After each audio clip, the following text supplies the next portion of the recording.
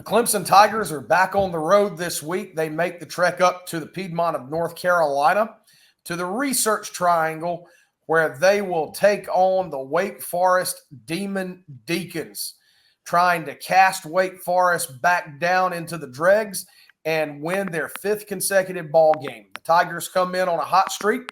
They've won 4 in a row, and they are 4-1 on the season, and they'll put their perfect ACC record to test against a Demon Deacon squad that is 2-3.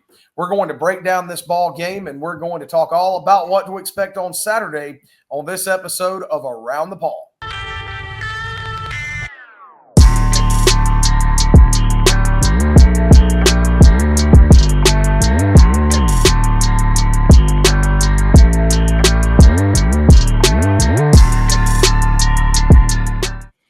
All right, what's up, guys? I'm Garrett Mitchell, as always, joined by Griffin Barfield and Clifton Kennedy.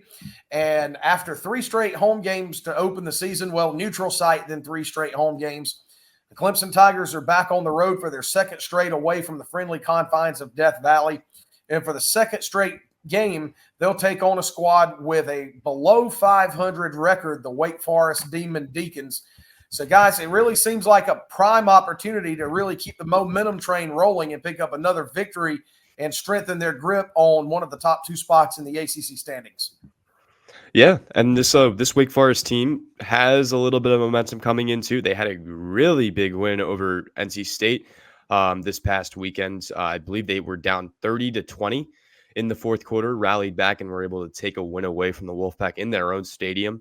So they have the power to kind of play disruptor. We've seen this already, but from what I've seen, kind of just looking at different stats and kind of looking at their pass defense, which is so far the recorded worst pass defense in the ACC, I really think that there are some ways that Clemson can really find this game and win. And I believe I think Cliff knows the stat of how many years we've beaten them. Sweeney seems to have Dave Clawson's number, especially since he's taken over at Wake Forest. So am I really stressed out about this game compared to other games? Not really. Do I think Wake Forest can keep this close? Yes. Yeah, I'm the same way. Like, I think Clemson's going to go up there. Well, I'll tell you this: if I'm correct in saying this, the last time Clemson lost to Wake Forest, I was at the game. So I'm not going to this game. Just saying. But yeah, I think Clemson can go up there and get another road win.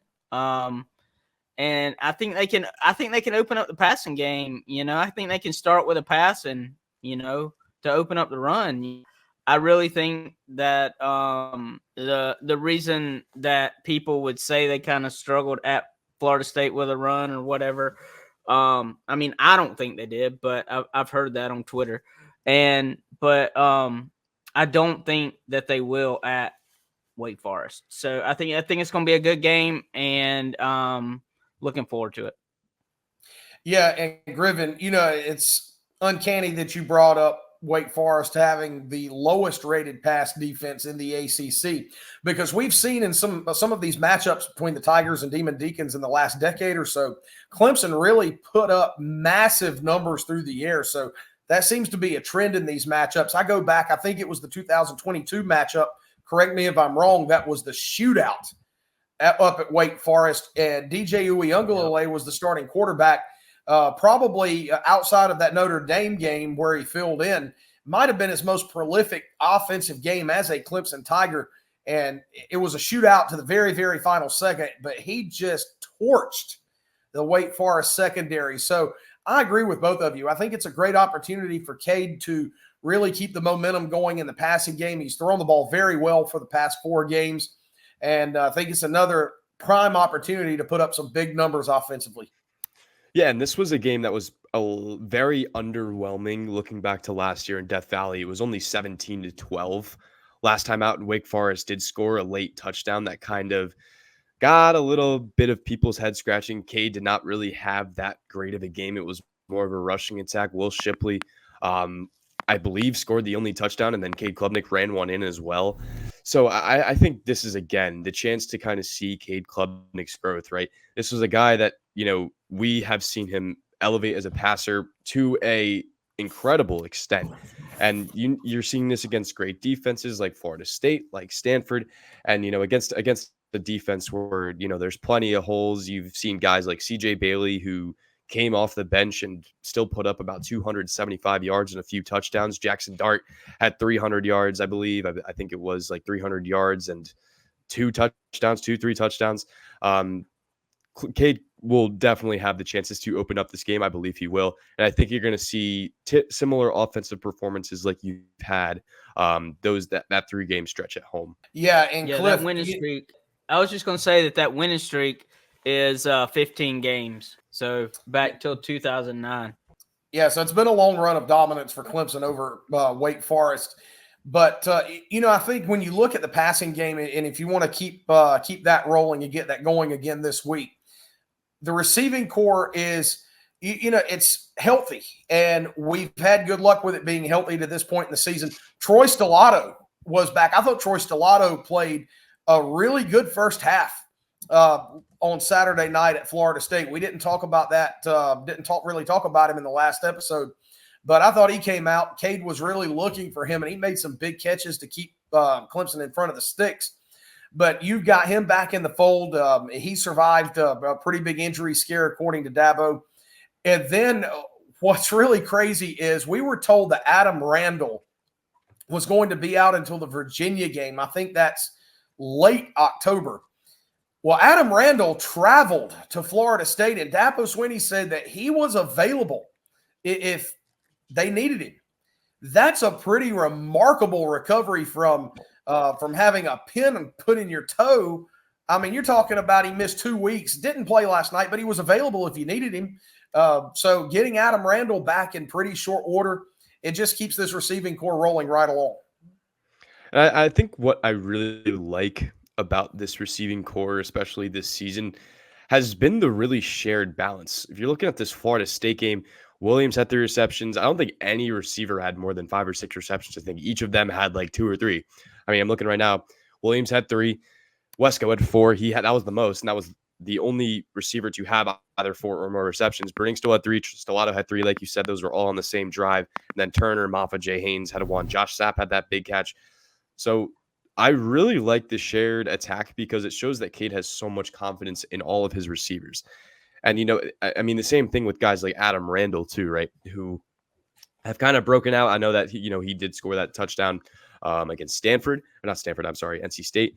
But I'm really excited to see who is that breakout receiver for this game. Because, I don't know who it was for Florida State. Was it either TJ Moore? Was it either Antonio Williams? Because both of them had that touchdown. That is up to your interpretation. I just like to see, the elevation of a certain receiver. Maybe it's Tyler Brown, who, has been incredibly quiet over the course of this season. I know that he's been injured as well. But it should be exciting. I'm interested to see who gets this shared balance, especially with the opportunities that you can have against a Wake Forest defense like this. Yeah, and what do you think, Cliff? That's one thing that I've noticed, and Griffin, to piggyback off your point, not only does this Clemson team really share the ball around when they throw it, but all of these guys bring a different dynamic to the table. You've got guys like Stellato, who are your good handsy possession receivers. You've got guys like Antonio Williams, Moore, and Wesco, who are your big play threats, who can just get behind you and have those dynamic long chunk plays in the passing game. And then you've got your tight ends like Brenningstool. The catch by Sapp was just phenomenal, by the way. And what about the throw from Cade Klubnik? I mean, he really put that through the eye of a needle. It was a phenomenal play. Olsen Pat Henry has had his moments this year. You've got your tight ends who are your safety valves. So you've got really, you could break the receiving core down into 3 different groups, and all 3 bring something different to the table. And that makes it, I would imagine, as a defensive coordinator, very hard to scheme for.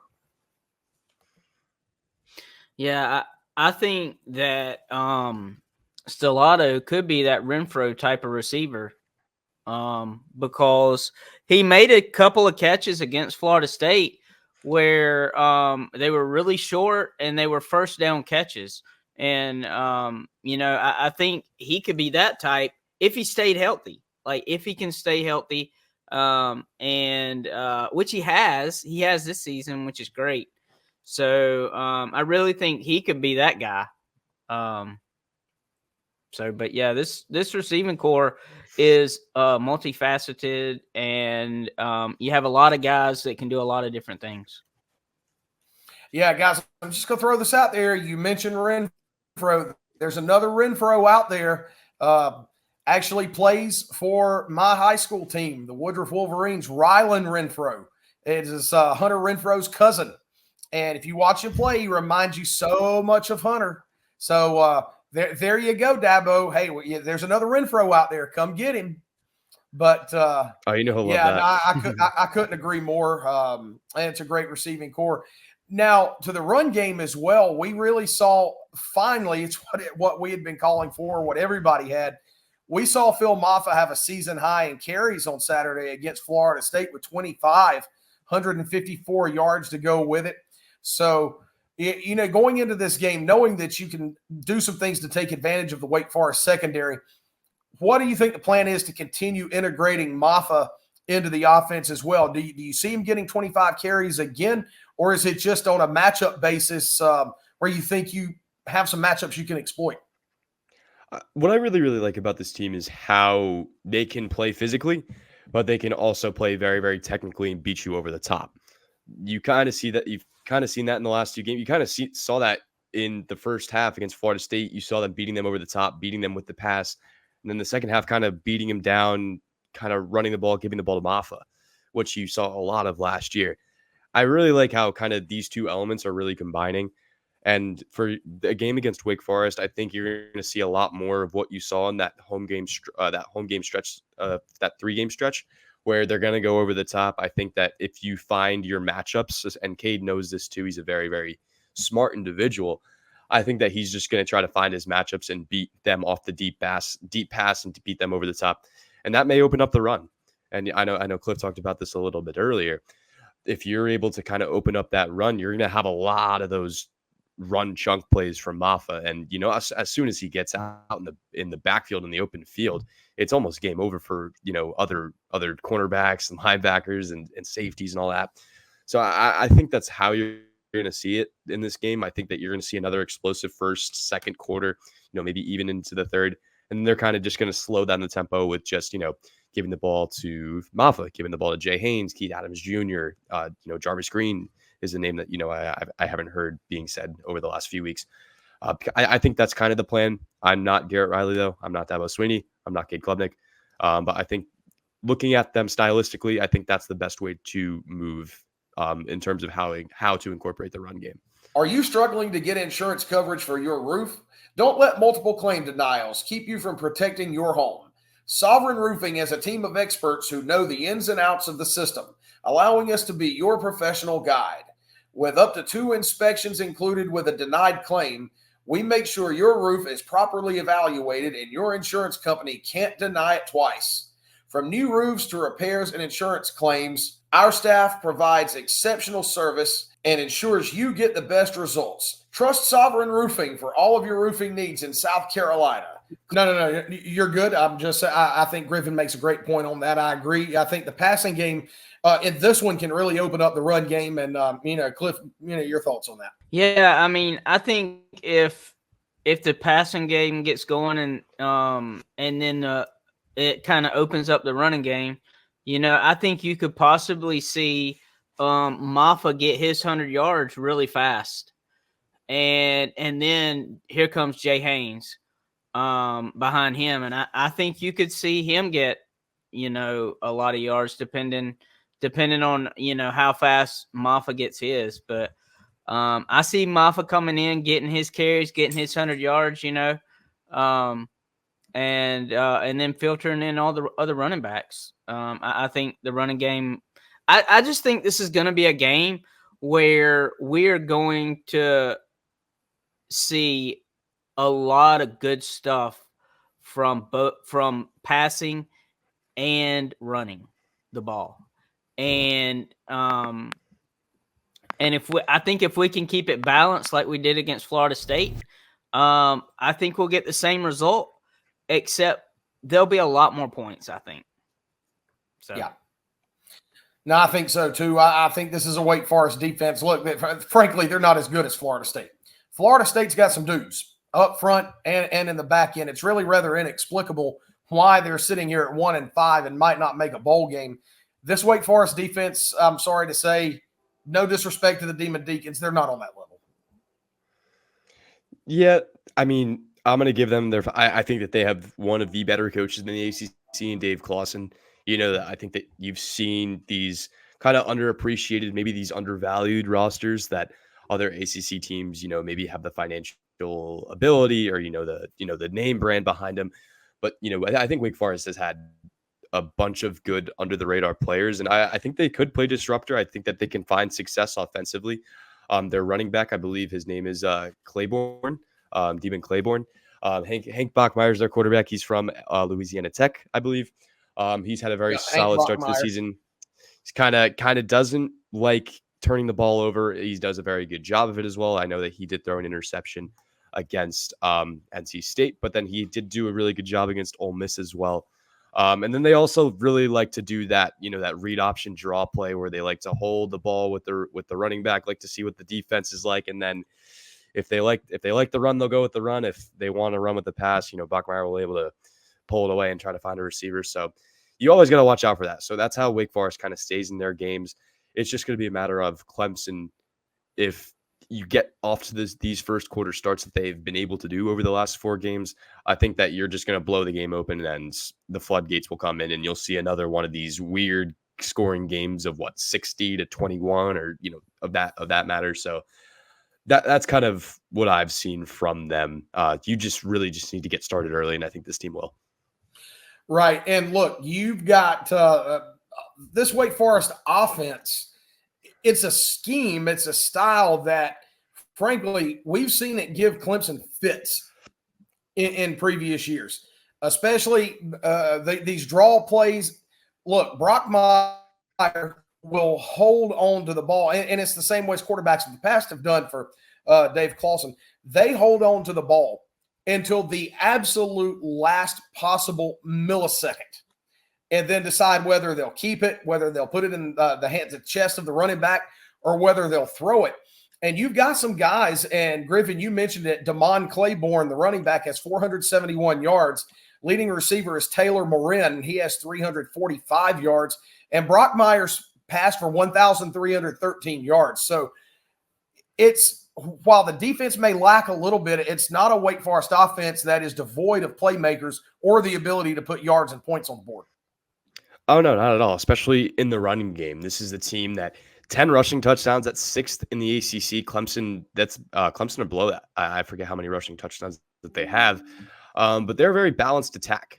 They also have the 5th best pass offense, which I think is a little bit interesting to take, I think. But again, you just have to put that pressure early. And that's why I think, the edge rushers are going to be huge in this game. And that's why you have the best of the best in TJ Parker, Peter Woods. Jaheim Lawson was a guy I talked about on the last episode. I think that, if he continues to play that disruptor off the bench, those second, third strings kind of coming in, I think that could be huge. Wade Woodaz, Bear Carter, you just can't miss tackles at that point. You just got to kind of bring the heat, bring some pressure. I think that's huge. And then again, I think if the corners like Avion Terrell, Jaden Lucas, Shelton Lewis, if they're playing at the level that they're playing at, I really think that they're going to cause problems for the passing offense. But as long as you're not missing tackles in the rush, that's how Claiborne found a little bit of success last year. I think that this team will be okay. Here's a crazy stat that you guys might know or you might not, but Clemson hadn't allowed a single point in the first quarter all season. Wow. We outscore opponents in the first quarter 80. I think it's like 80-something to 0. Yeah, and keep in mind that includes when the I Georgia saw game. that, I was exactly. That includes the Georgia game. Right, We're 9-1 in our last 10 games. We're 9-1 in our last 10 games. And it's what makes this team so deadly is the fact that they are getting off to hot starts. It's not something we saw over the previous 3 seasons. Clemson's got teams behind the 8 ball and looking up at them really before they have a chance to blink. And you're good enough defensively that once you get down to this Clemson team, I might not like it, but they don't really have to stay wide open. It's just at that point, they've got their foot on your throat, and they're just going to keep it there. And you're never really going to get back within arm's reach. So now, look, I'm the greedy type of fan. I want to beat teams. If I could beat somebody 70-0 and humiliate them, I want to beat them 70-0 and humiliate them. You know, it's my job to score. It's your job to stop me. But you know, at the same time, like Florida State last week, you can beat a team 29-13 and it not be anywhere near as close as the final score. Yeah, I think it's a very big point. I'm very curious to see if the second or the third strings are going to make an appearance in this game. Maybe that's wishful thinking. Maybe coming back to this next week, that's going to be a very, very controversial thing to say. But I don't think you should discredit this Wake Forest team. Very, very good, very well coached. I think they'll come into this game well. They always play Clemson very, very well. It is a 20-point spread. I think that it could be a 10-point game and, be a little bit shocking to Clemson fans, or I think that Clemson could bust the top open early and kind of write the same letter that they've been writing to opponents over the last 4 games. So that's something I'm really, really excited to see. And I think the away environment in Winston-Salem, I think that'll be interesting to see as well. It's their second true road game. And, no road game is going to be ever easy. So I'm interested to see how, all these different factors kind of divert or converge next Saturday. Yeah, for sure. And Dabo Swinney going for win number 175. And, we didn't on the Florida State breakdown episode, but Dabo Swinney now the all-time winningest coach in ACC history. And, it was ironic that he passed Bobby Bowden, legendary Florida State coach, at Florida State. So I don't know that you could have scripted that any better. So Dabo Swinney, a chance to continue adding to his all-time winning total. One of the great coaches, not only in ACC history, I think you have to talk about him as being one of the greatest coaches of all time, whether you agree with his philosophies on certain points or not. 21st century, hands down. Right. I think that he has been one of the most influential, stubborn in a good way. And I really liked this story with Bowden. And if you Clemson football on Instagram, Twitter. I don't know if you guys saw this. It was Graham Neff, the athletic director, giving Dabo the ball. Yeah. And kind of his mantra behind what a speed, man. Incredible. If you haven't listened to it, you should watch it. If you can't watch it for some reason, I'll break it down really quickly. All he's saying is that he is not here for the wins.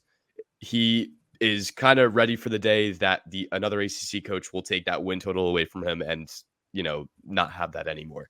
So, but he's like, all I want to do is just make marks on these kids' lives. I want to change these men's lives and make them into better men. And I think that you can't put it any better. And Sweeney's only following what Bowden did, because he said that Bowden, his players loved him. If my players love me, I am doing the job correctly, which is really, really nice to see. I know that there are so many win-hungry coaches that are only going to put their football lives by their wins. Sweeney's putting it by the players that he's coached and the legacies that kind of he's been creating for them. So it's been really, really nice to see. And it is a great way to kind of headline your coaching mantra, if that's the right way to say it. Yeah, I loved it. Like I actually just watched it before we started recording this episode, and it's definitely it definitely reminded me of exactly who Dabo is and why he does what he does, and it's great. Like he had a hard time naming players that helped him. Like there were so many players. He had a hard time picking out what player to name.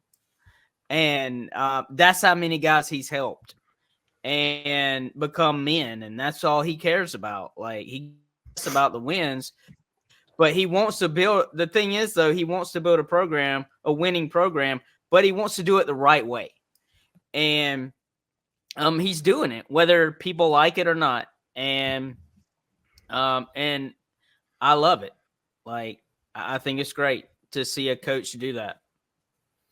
Yeah, it might be frustrating sometimes, his stance on a couple of things, but at the end of the day, Dabo Swinney is Clemson football. He's the man who built all of this. He's the man that's impacted so many lives. And you know what? I think his legacy, if he stepped away right now, it would be one of the great legacies in history of college football. So congratulations to Coach Dabo Swinney on that one. Now, before we finish up this episode, we've talked about the game that's coming Saturday. We've broken it down from both sides. We always throw some predictions out here. So let's wrap it up giving some predictions on this one. And Cliff, you lead it off, then Griffin, then I'll bring up the rear on this one. All right, I'm gonna go big again. I thought, yeah, I thought that we would win big at Florida State, and it didn't happen. But Florida State had some dudes, and so but I'm gonna go big again, and I'm gonna say 52 to. Let's go with just because of how their offense is and how we struggle with it in the past. I'm gonna go 52-20. 52, yeah. Let's go 52-20. All right. This game is a very, very personal game for me. My dad went to Wake, and this weekend is Wake Forest alumni weekend. So the whole thing with my family, my brother also is a Clemson student. My brother and I are meeting my mom and dad in Winston-Salem for the game, which will be the first time that we've all kind of united since my brother and I have gone to college, which is an interesting game, and I'm very, very excited to kind of see them and all that. In terms of the game, I really think, again, like Cliff said, you're going to see that offensive prowess again. I think that TJ Moore, I always highlight, a receiver nowadays. I think TJ Moore is going to be the standout receiver in this Wake Forest game. I think that you're really, really going to start seeing him break out. I know that Wesco, he every now and then, I think that this is going to be TJ Moore's game, though. I think that Cade Klubnik is going to have another, as weird as it's going to say, a Heisman case game. But I do think Wake Forest will kind of respond nicely with some points. My final score is going to be 27 Wake Forest, 49 Clemson. All right. Yeah, but my score, Griffin, it's a little bit similar to yours. I do think Wake Forest is going to, put a score or two on the board here or there. Their offense is just very tricky to defend. Sooner or later, they're going to find an opening. But, at the same time, I think the Clemson offense is going to have a big day. TJ Moore, as you said, I think could have a big game. Wesco and Antonio Williams as well. I think Cade continues to throw the ball well. And I think Maffa will have a couple of big runs in there too. So, end of the day, I'm going to go Clemson 45, Wake Forest 21. So, little bit of a similarity there, but either way, I think we all have Clemson winning fairly comfortably in this one. So, will be interesting to see. I'm almost glad it's a 12 noon game. I have to work Saturday night for a few hours. So if it was a 7 o'clock game, I would be relegated to listening through headphones. But because it's 12 noon, I can actually watch it. So one of the few times I'm glad it's not a night game. But either way, great opportunity, guys, for Clemson to go on the road, pick up another win, and run their record to 5-1. Yeah, it should be an exciting game. I'll be there, so I'm excited to kind of see the Wake Forest Stadium and all that. I like visiting those campuses like that. But I think, again, I think you're going to see another kind of evolution of this Clemson offense. I think you're just going to see another evolution of this Clemson team as a whole. And I think this team really starts proving why they are the top contender in the ACC come this Saturday. Yeah, I think it's going to be like that too. But here's a quick thing, and won't spend a long time on it. But have y'all seen that Cade Klubnik is, I think in the top 10 for the Heisman? Yeah. Have y'all seen that? Interesting. That's crazy. Clemson, I think, was ranked number 10 in the latest AP poll with all of the upsets yesterday. So you win, and you win big this week. Don't be surprised at all to see Clemson jump back into the top 10. Well, they're in the top 10, but inside the top 10. I mean, Ohio State, Oregon's this weekend. I think if one of them drops, Clemson will probably move up to 8 or 9 with a win, kind of just depending on the top 10.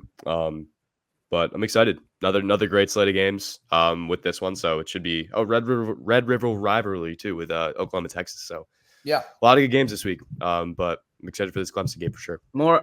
Yeah. Looking forward more to it. top. Yep. Exactly. It's going to be great.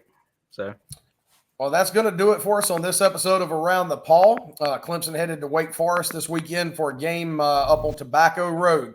So until next time, this is the crew from Around the Paw, Garrett Mitchell, Griffin Barfield, and Clifton Kennedy saying, God bless, go Tigers. It's always a great day to be a Clemson Tiger, and we'll see you on the next one talking about another Clemson victory, hopefully, fingers crossed. So long, everyone. Go Tigers. Go Tigers. Go Tigers.